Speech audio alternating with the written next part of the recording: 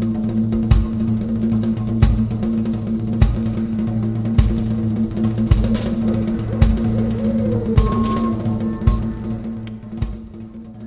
everyone, welcome to the Lost Generation, outside of the mainstream. My name is William Hooker. I am a musician, poet, and part of this generation of artists. My goal with this podcast, which is being broadcast on its own YouTube channel and my website, williamhooker.com, is to introduce you to many of the musical artists that are outside of the mainstream and have made important artistic contributions to our culture. I have also interviewed producers of the music and many fans and supporters of this work. My guests are sharing what makes this art form unique and significant. I hope these conversations will inspire you to listen to the music, which may change you, and the way you view music, which again is outside of the mainstream. Today I'm interviewing a musical entrepreneur and founder of the Knitting Factory, Michael Dorf. The interviews come out on the 1st and the 15th of each month. We are presenting these interviews, and we have so many amazing interviews coming up that you will be hearing in the future. This is the Lost Generation, outside of the mainstream. This is a story that needs to be told. So who am I? Yes. I ask myself that a lot. You do? Oh yeah. But my name is Michael Dorf. I came to New York in '86. Got really lucky and started the Knitting Factory. You know, I wanted that Jack Kerouac jazz clubby kind of experience, and I'd read about it as a guy from Wisconsin. Yes. The first name of the place wasn't going to be called the Knitting Factory. I was going to call it Espressoism.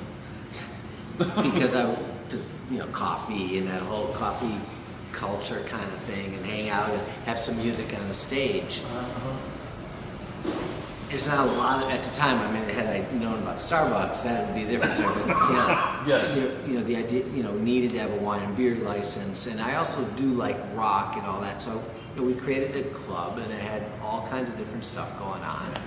And what a lucky thing to be able to come to New York at that time, have enough chutzpah to do, to pay for a lease to get it going, and just have an idea, and then just play with it. I mean, there was a lot of improvisation and just staying afloat. I mean, us going to Europe all the time was really good for a bunch of the reasons that I know was important in people's career and exposure, but the practical side of a lot of it was I needed to figure out a way to pay rent in New York, and we couldn't sell enough CDs in New York, so Right. I'd bring bushel baskets and duffel bags filled with CDs, and go to Stuttgart and to in Frankfurt at the museum show and just sell CDs, because we weren't selling them in the United States, and be able to come back with 3,000 Deutschmarks and exchange them at JFK so I could pay my rent.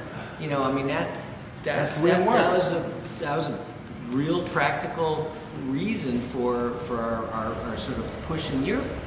How lucky it was that the European governments weren't building up a huge war chest the way the U.S. was. So Germany, for example, Right. spending no money on military defense, right? Because they're part of NATO. We're covering NATO's bills, and most of that money was going into culture and being able to support really important arts. And so that's why so much jazz went over to France and Germany and stuff post-war, and those cultures respected this work and us and you guys, the artists. I just was a helpful vehicle, to put festivals together and create this brand that had some compellingness, so I could sell it. I mean, I know how to sell stuff. Okay. Right? I mean, whether it's wine or tickets you know, I can sell stuff. It's about packaging and you know, and I loved what was going on, and so the ability to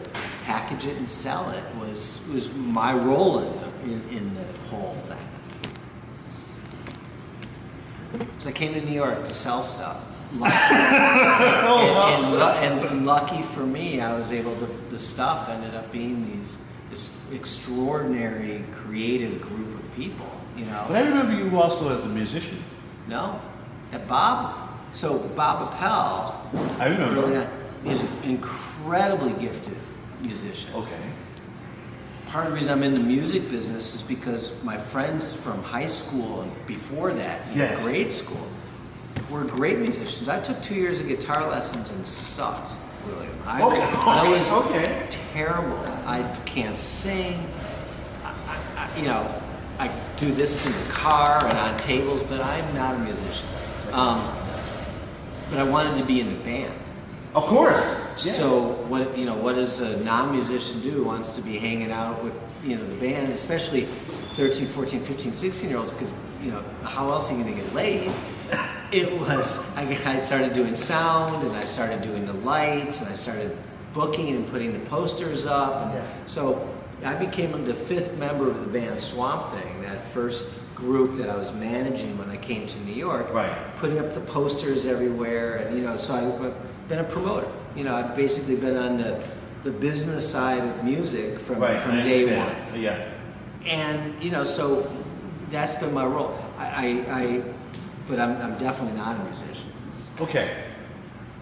Why do you think most of the people have a hard time with the music that I make and people like me make, as opposed to the other music? For one, people like listening to stuff that they're told is good or popular, right? And so the way the generation that grew up in the 60s, 70s, and 80s, they were being told by DJs on radio, listen to this. And for a little while, it was top 40. It was Casey Kasem. There was 2 or 3 tastemakers. Then it went to, you know, more tastemakers. But when we opened up the NIT in the 80s and 90s, and there still wasn't a million channels. There wasn't the internet. There wasn't this whole. There was still big radio, cable, and that stuff has to pick much more popular, you know, sounding stuff that, because it came from a small funnel and was growing up, it didn't have the opportunity to go for creative sounds. I think today it'd be very fascinating, and it's just if the knitting factory sort of time in that symbiosis between myself and sort of the avant-garde cats was today, because the internet would offer an incredible opportunity to be able to amass more fans of more eccentric music. Okay. Right? But at the same time, it's still very hard, because now there's even more musicians making music. There's more people making music, and so it's really hard for someone with an older brand. Even I mean, this is the City Winery model. A lot of times I say is, you know, we should be sponsored by Viagra, because our audience is 60 and 70 years old, and we're working with pop stars who played in theaters, sometimes stadiums. Crosby, Stills, and Nash. Yes. You know, we really big name acts that were stadium acts that are at a point in their career where, you know, they're not selling records. Okay. Right. It's impossible. Their audience isn't used to going out to clubs anymore. True. They're not a lot of times aware that they are even alive or doing anything, right? And you know, and that audience isn't picking up the Village Voice or whatever that online source is to look to go out. So it's a hard audience to reach. So we can't actually those audiences aren't able to get that big anymore. So an act that was selling 50,000 tickets is maybe selling 1,500 tickets today. And when we're lucky to be able to get an act that was selling 10,000 tickets, it's here now can sell 300 tickets. So we're kind of playing them at this kind of arc of their career. Yes. You know, and those are big names Sure they are. that They are. are only being able to sell 300 tickets today. Now, the good thing is I think with all this technology that has really kind of flattened, you know, the business in the world, has only made the value of live music that much more valuable. Like, so the whole Interesting. How do you mean that? because Uh-huh. no one's buying records. Record you can't, yeah. And you're hardly getting paid from Rhapsody and the subscription services, right? I mean, it's just That's true. That's really, really hard. You know, where do a lot of artists, they still make money on that disc that they're merchandising, right? But they're not getting it from the subscription services, right? And so what became the most valuable asset is that live experience, that live performance. And you can't replicate that. And sitting with other people in a room watching art happen live isn't as good on the video. It is not as good on the radio, and it can't be captured in any digital format that at all gets close to the live experience. So live music, the live experience has become a precious commodity, whereas recorded music has become almost a free commodity. So why did you choose to carry the mantle for the avant-garde cats and the free cats and the experimental cats when, in fact, what is it about yourself that attracted this to you? Well, Because I could see that you really love the people you're working with. No doubt about it. Yeah. Really seriously, I know it. So why did you say this is important? I'm going to do this in yourself. What was it? well, it's probably that fact that one, I'm not a musician, but I want to be an artist, and to be able to, you know, if you will, paint a schedule with a variety of eclectic sounds that are all over the place, but hopefully will appeal to a certain sense of a type of person. And at the time in New York, you know, there was enough people to fill the NIT and some other venues in Lower Manhattan that could appreciate that curatorial offering.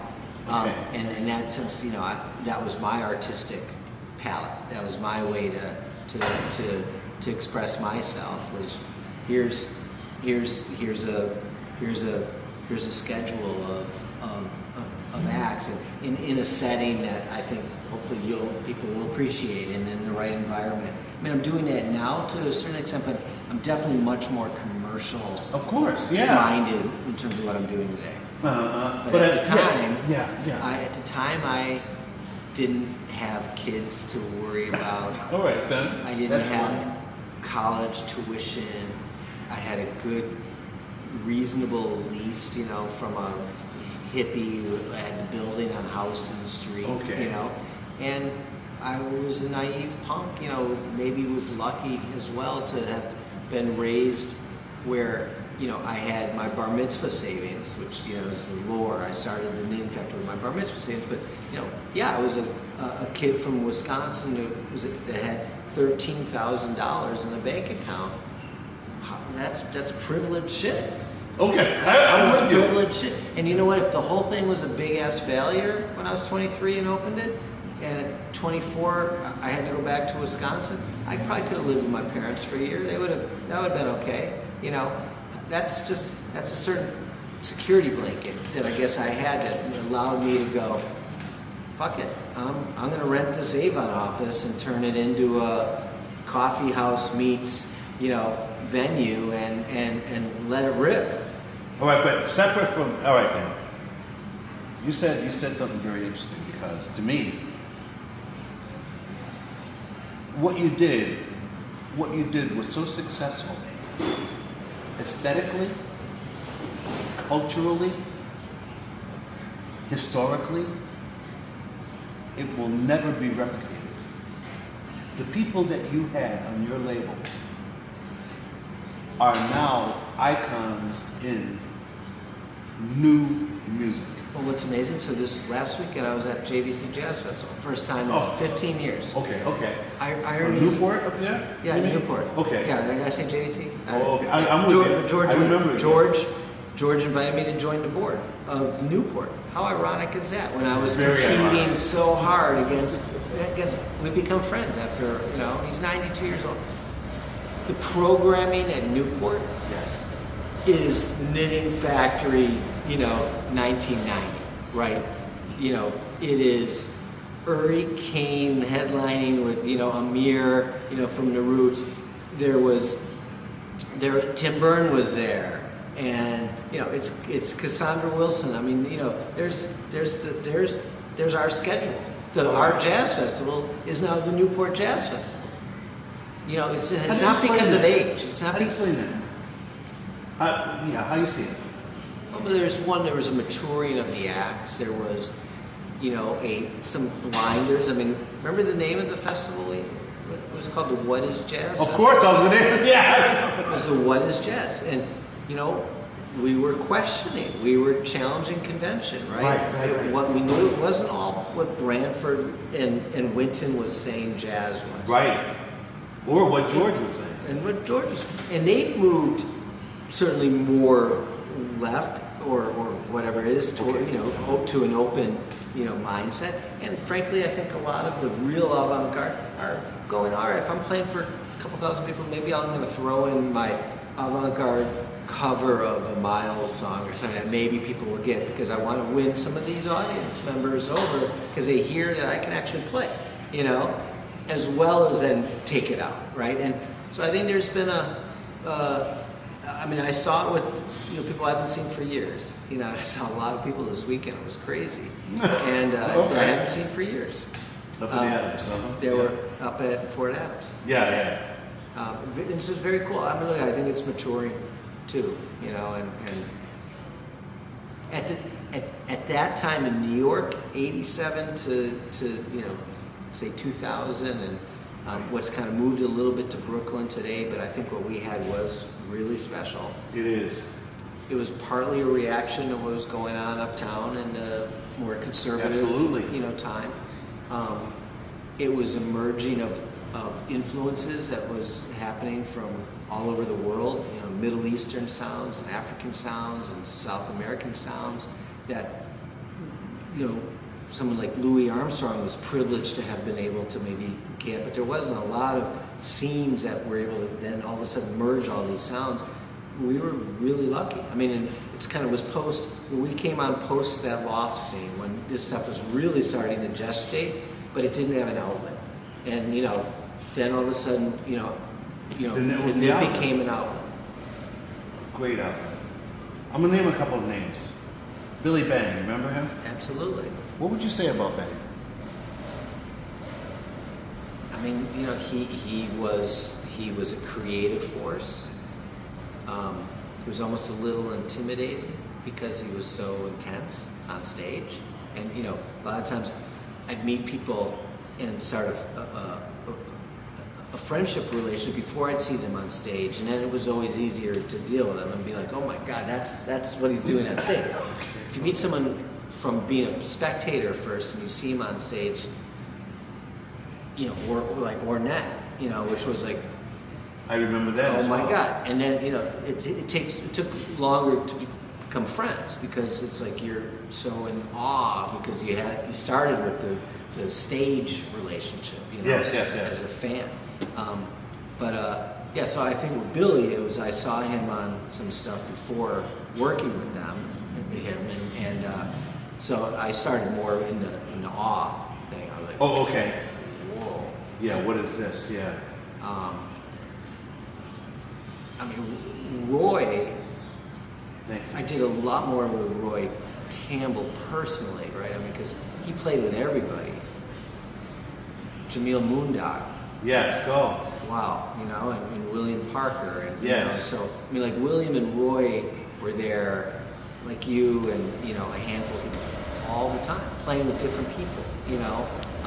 William played He just should have kept his bass there.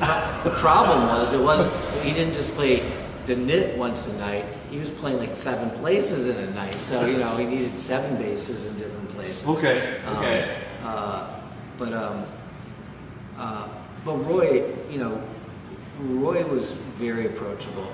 You know, he was such beautiful a cat. sweet guy. Now, another thing. I remember, and you started this as well, the relationship between rock and free jazz. Oh man, yeah. It was because of yourself and Didn't you play with Nitty Sonic, Factory? Sonic Thurston Moore a whole bunch? There we go. I mean, that was, You remember that? yeah, You remember me and Lee up there all the time? yeah, And do you remember when Spooky and his crews came in? yeah. What were you thinking at that point in terms of what was happening? What was what were you seeing? Well, I mean, so a couple things. For me, you know, I came to New York managing this band Swamp Thing, which was a rock band effectively, but I wanted this jazz club concept. Okay. And so, you know, it was the chance to have them both in the club. You know, I don't think you know, I wish I could say, well, I came up with the name Knitting Factory, and the idea was to knit different genres of music together. That's bullshit. I said that a lot, but that was bullshit.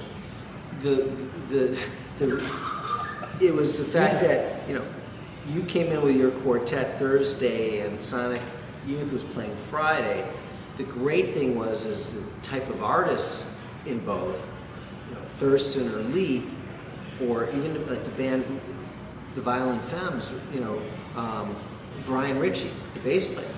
He would come. I mean, they were much more inside rock band, Okay. bigger at the time than Sonic Youth.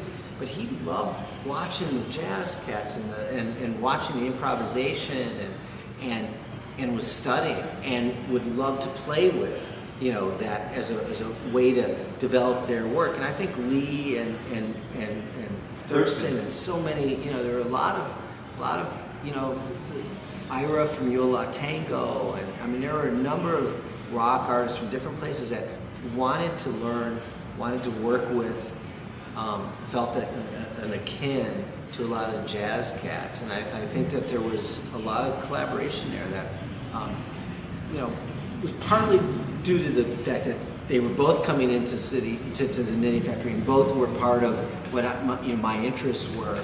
So it was about place and again timing. I mean, I do feel very lucky. Thank you, man. No, yeah, go about timing.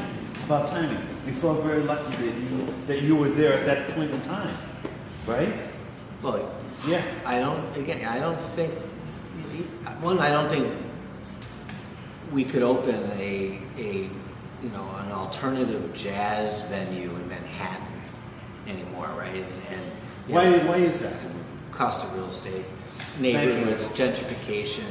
You know, when you spend $3 million, $5 million on a 2 or 3 bedroom apartment in the Lower East Side or Tribeca, you don't want a rock club or any kind of club next to you that goes till 11 o'clock because you don't think it's going to bring value to your apartment. So that's a conflict in a big urban setting. So it just isn't happening anymore. Right. You know, part of the reason I picked this location, Why? 9.5 years ago, Right. This was on top of the Holland Tunnel. Who the fuck was living here? I have no residential people anywhere near me. It's turned into big buildings going up around apartments because it's so hip and stuff, and there's no more property left in Manhattan. But I picked it because it was on top of the Holland Tunnel. And I'm like, I'm not going to have any issues getting my liquor license or community board approval. And there's nothing left in Manhattan. That's why I picked it. That's the same reason you picked Leonard Street? Well, Leonard Street, no, but we were there before all the neighboring residential. But now it's all $1 million, you know, It is. 3, 4. I can't even say $1 million. There's no $1 million apartment in Tribeca. There's 3 million, 8 million. What do you think is the contribution that the people that you worked with, and I'm talking about everybody from free jazz to experimental to rock And I don't mean rock. I mean like rock, out there rock, noise. Yeah. What do you think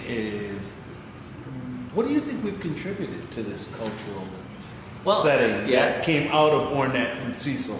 What do you think about that? I don't think that the sort of the experimentation period, let's just call it 75 to 2000, right? Because there was stuff certainly happening before me, coming to New York and post what we were doing, but at the time, but there was this breaking down of the barriers. Again, why is all this stuff that was Knit Festival up at Newport, right? There's a breaking down of the barriers. The what is jazz?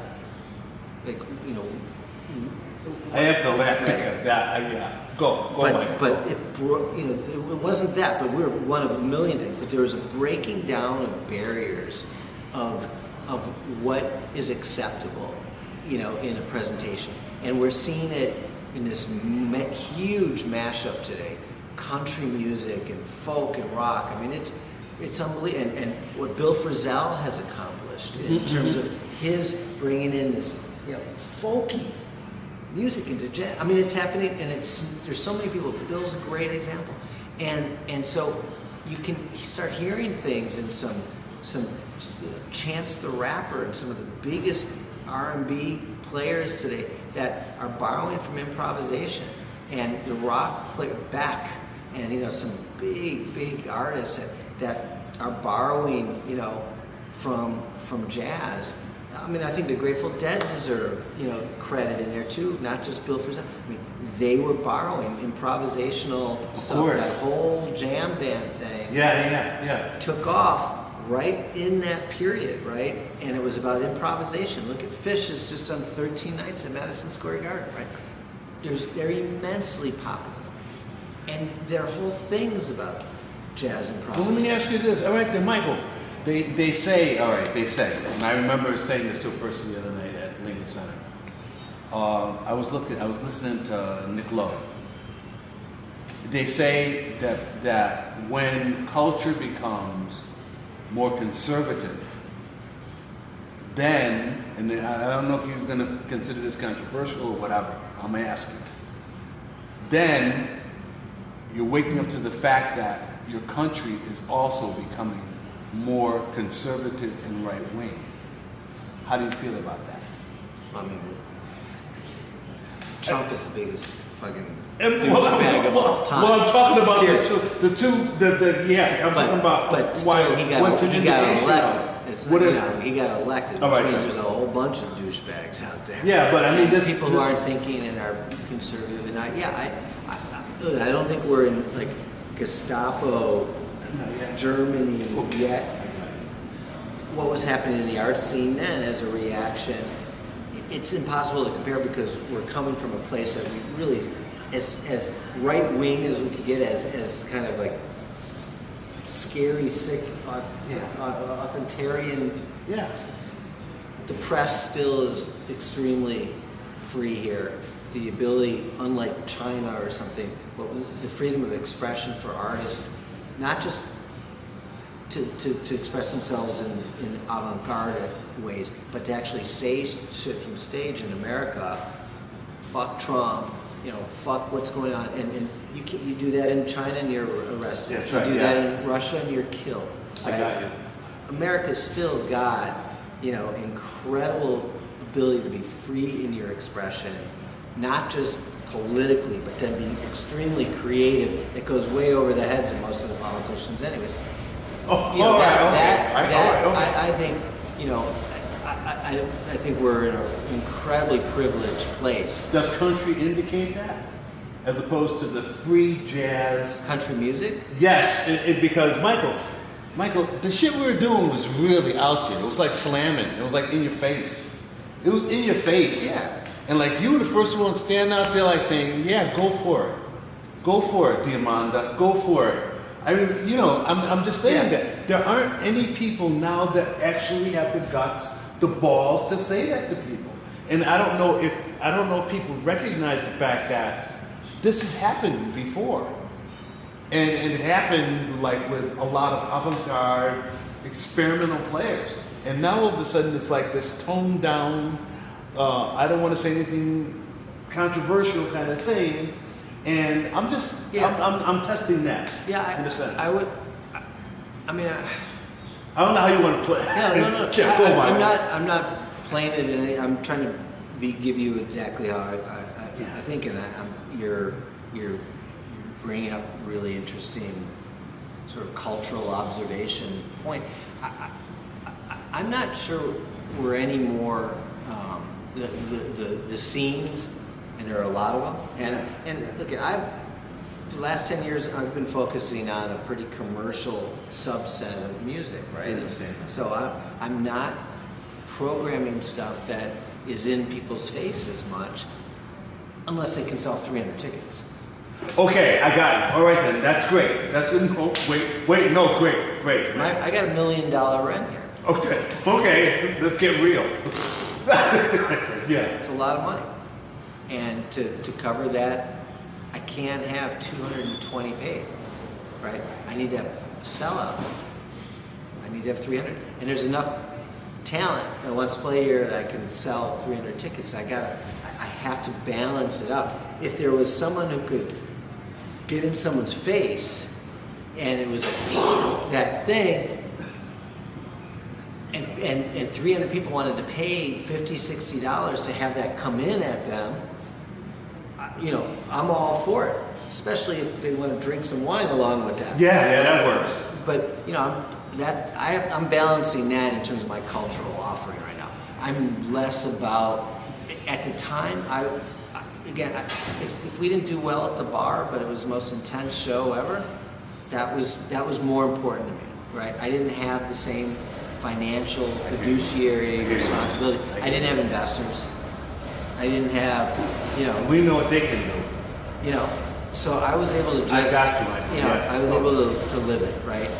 And whatever happened, if not that many people came, I'd have to figure out a way to balance out paying rent and paying the bills and keeping Con Edison and people happy.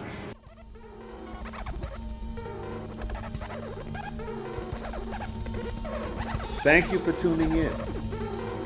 In months ahead, you will have the opportunity to hear from many more Lost Generation artists and supporters. The audio-only version is available wherever you get your podcast. If you haven't already, make sure to subscribe to hear upcoming episodes.